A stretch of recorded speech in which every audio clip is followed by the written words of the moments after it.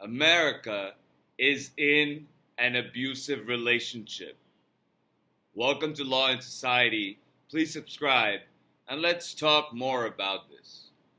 So, I worked for a time in advocating on behalf of domestic violence victims.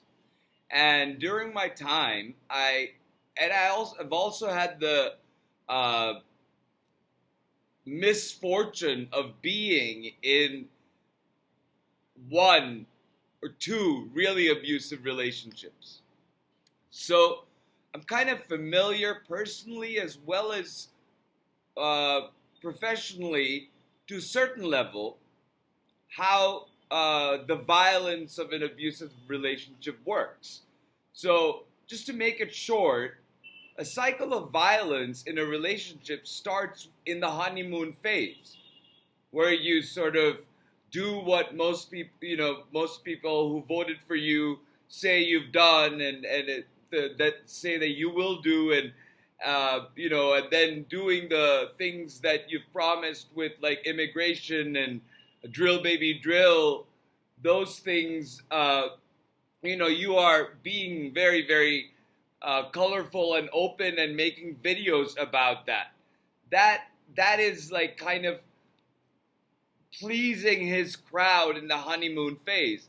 And then there's going to come a time when there's a plateau in what actions he can take, or Donald Trump and his administration can take. So you go to the plateau level of this cycle of violence, and then all of a sudden he does something that creates upheaval and chaos. Again, an abusive relationship, that would be the actual abuse, physical abuse, the emotional abuse, the psychological abuse. That, if you're in the court, then most certainly has been some physical abuse there, and that's when the upheaval chaos happens. After that comes the remorse. Oh, I'm sorry. It wasn't that bad. You also have to think about what you did. There were problems on both sides. That both sides thing, and then there's sort of a reconciliation, like when Donald gets a lot of outrage for uh, deporting these people to El Salvador despite a court order telling them not to do so. He complies with another order that allows for the reinstatement of probationary workers. And by probationary workers, I don't mean who are new and therefore probationary, most of them being people in probationary positions because they have been promoted, and the first year of their promotion, there's a probationary period for them to adjust into the job.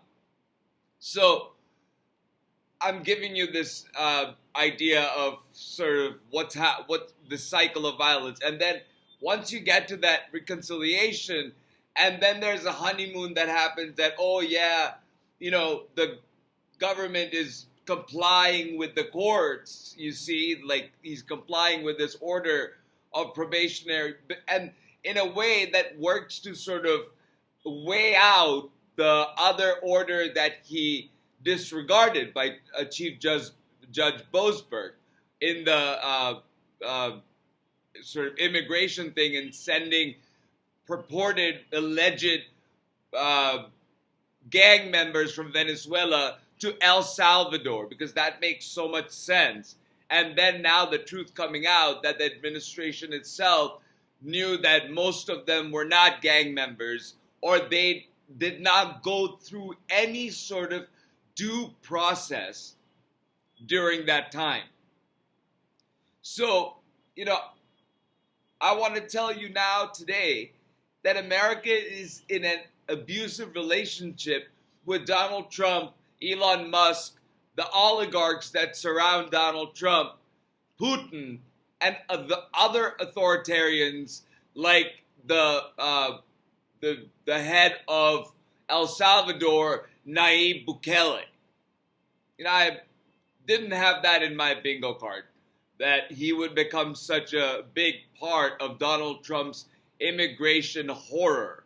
But he he takes pleasure in it, which kind of tells me everything I need to know about that leader. And so, going back to this due process thing, Sarah Longwell, who I'm watching more and more and I like her more and more, said something really prescient in a recent, not prescient, really wise, in maybe prescient because it could happen. She said, if you don't have due process for some people, you don't have due process for anyone. So we as Americans have to understand what that means, is that the easy targets are going first. Like, you have Mahmoud Khalil in the Columbia University protests, despite being a permanent resident of the United States, a green card holder, being denied his due process, moved around the country, and then sort of his life thrown in chaos with a wife, and I think there's a child involved. So that's going for the low-hanging fruit, like going for these Venezuelans who were waiting for asylum. This kid, this 16 or 17-year-old kid who's waiting for his asylum hearing, gets shipped off to this El Salvador prison, who has never been convicted of a crime. Maybe this, and maybe in the cycle of violence and in the reconciliation part of it, there will be these people will be brought back. But oh my God, can you imagine the terror and the trauma that individual endures, and not just that individual, but that community, and the chilling impact it has on that community that, we were just in a dictatorship in Venezuela, and now we're here in the beginnings of a dictatorship in the United States. I mean, that is just traumatizing. Not just for the people who are coming to the United States for refuge, but also to every single one of us. It should worry every single one of us. Their continued war on DEI and woke is something that should worry us, because what it is a race war and a gender war.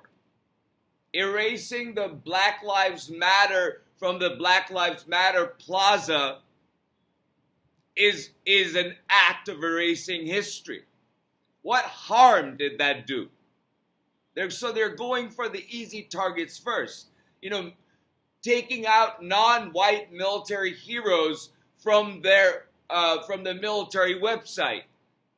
Like the Navajo codebreakers from World War II, without whom America would not have the strategic advantage of being able to communicate in a code that nobody in Europe, let alone Germany, could break. And then Latino service member Ira Hayes, American hero who was one of the flag raisers in Iwo Jima. These people are being taken out of the database, out of history, so Americans don't learn about them.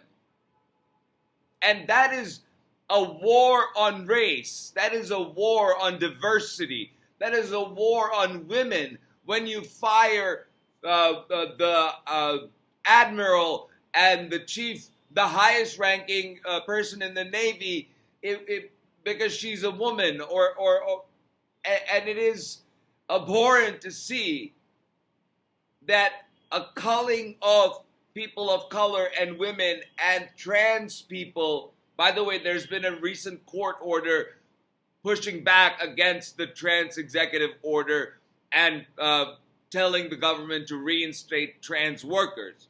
So that's a pushback. That's part of the reconciliation part of this abusive relationship that we are living in.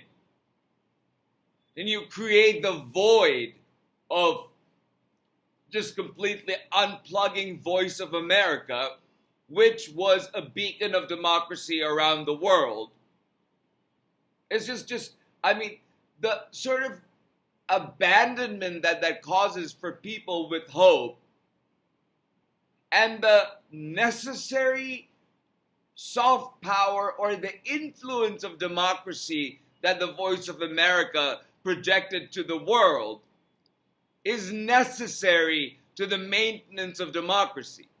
And Donald just shut it down. You can see that Donald Trump is anti-democratic. You can see that he is an authoritarian who is every single day becoming more and more and more of a dictator, who calls for the impeachment of judges whose rulings he does not like Judge Boasberg, calling for an impeachment of the Chief Judge of District of Columbia District Court, and to that, very promptly, Chief Justice Roberts, the head of the judicial branch of our government, wrote back and pushed back, saying this: for more than 2 centuries, it has been established that impeachment is not an appropriate response to disagreement concerning a judicial decision. The normal appellate review process exists for that purpose. It's a very short statement, but it is also a very strong statement saying, back up. You need to follow these orders. If you don't like them, go to the appellate court. If you don't like their ruling, come to us. But you cannot defy a court's order. He didn't go that far, but he said you cannot, threaten impeachment in a place where there is an alternative remedy of appeal. The real question will come when Donald Trump decides that he wants to defy a Supreme Court order.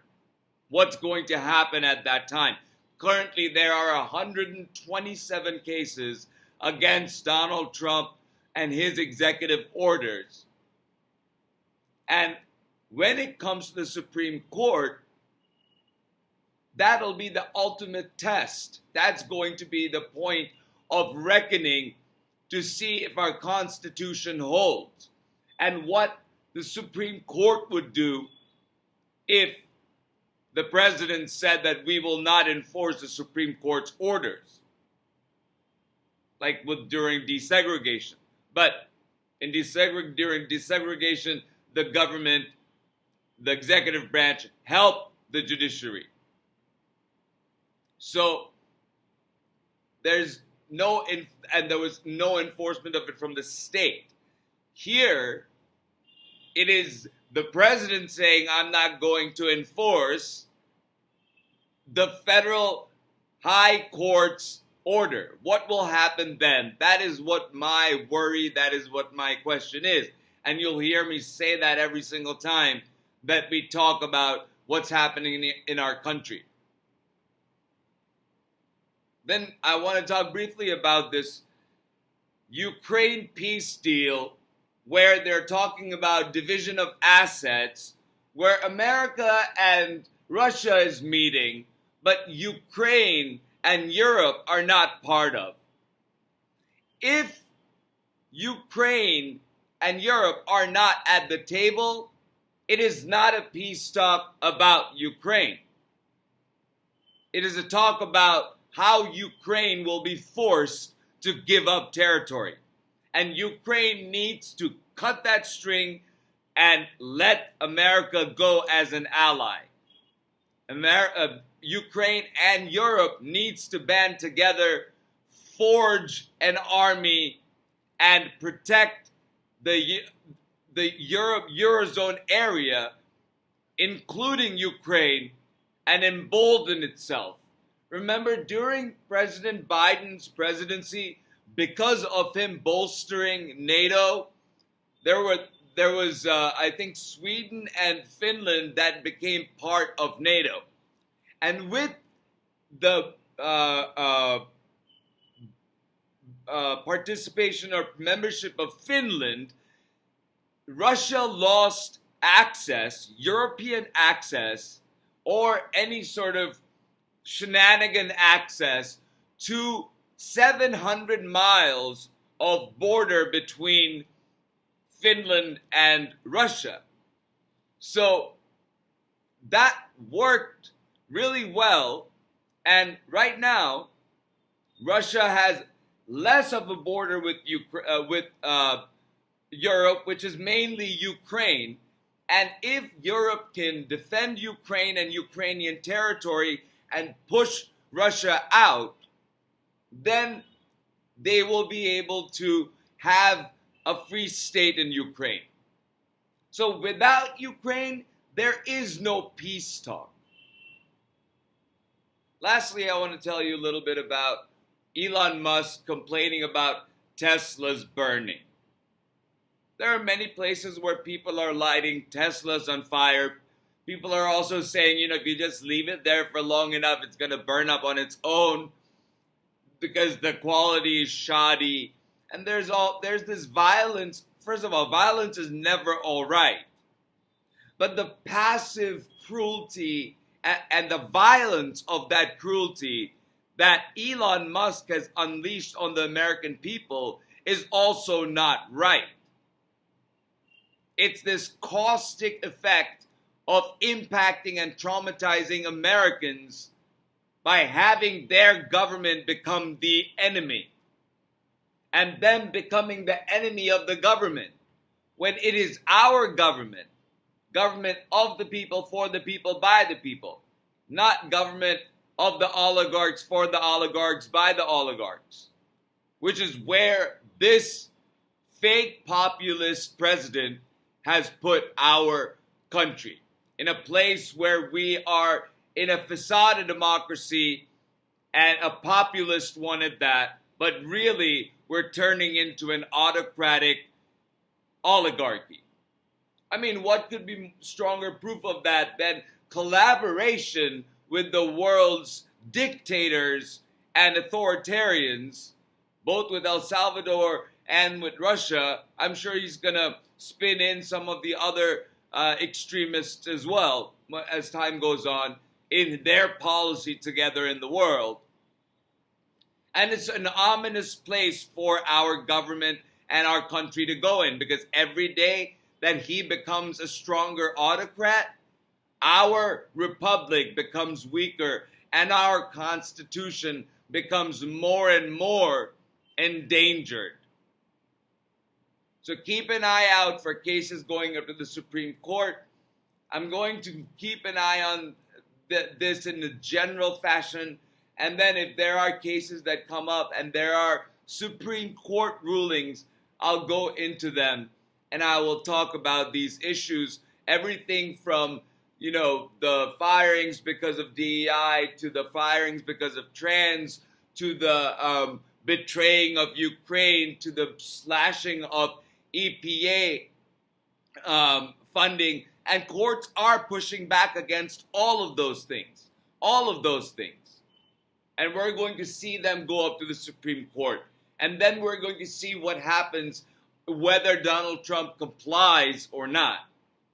And then we're going to see what the Supreme Court does to enforce its orders and then punish the executive branch. Because right now, that is what stands. Like, it is a few good men standing and women standing. So, with that said, this is just another update to talk to you about America and the abusive relationship that we're in. Hold each other closer to stay stronger and help each other out. Always remain vigilant. Always have sympathy and empathy, but no frauds when you see them. Be cautious at this time, because it is the time for corruption to rise, for, people who are opportunists to come out and try to exploit people. So be aware of your environment. With that said, please like, share, and subscribe, and I will talk to you soon.